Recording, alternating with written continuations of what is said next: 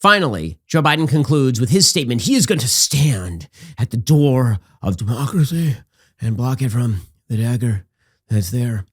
You're going to have to pry this democracy from my cold, lifeless. Here's Joe Biden.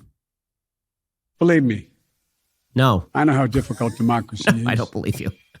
And I'm crystal clear about the threats America faces. But I also know that our darkest days can lead to light and hope. From the death and destruction, as the Vice President referenced in Pearl Harbor, came the triumph over the forces of fascism. From the brutality of Bloody Sunday on the Edmund Pettus Bridge came historic voting rights legislation. So now let's step up, write the next chapter in American history, where January 6th marks not the end of democracy, but the beginning of a renaissance of liberty and fair play.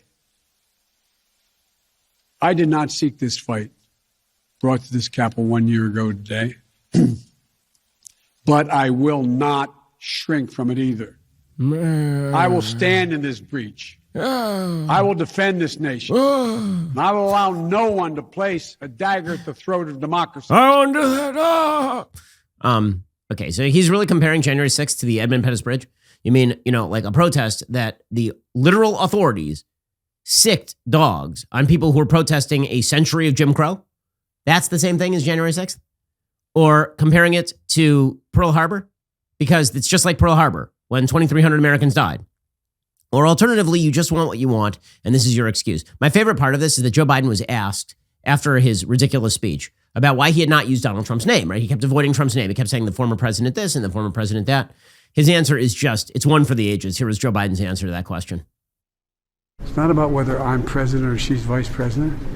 It's about the system and about somebody who decides to put himself above everything.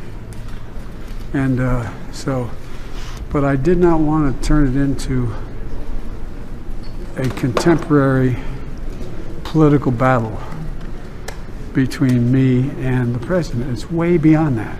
He didn't want to turn it into a contemporary political battle. Really, that is literally the only thing that they are doing yesterday. That's the whole point of the exercise, is to turn it into a contemporary political battle. That's why you do a memorial for January 6th. That's why you do all these commemorative editions, CNN specials, and all of this kind of stuff. That's why you do it. The whole point of it is this. You know what the real point of this is? The real point is that non-farm job estimates came in 200,000 jobs below what they were supposed to this month. That's the real story.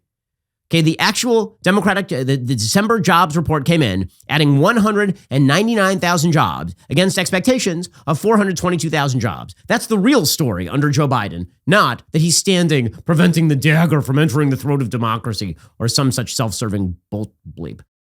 I hope you enjoyed that clip from The Ben Shapiro Show. If you did, go ahead and hit that subscribe button so you stay up to date with all our future content.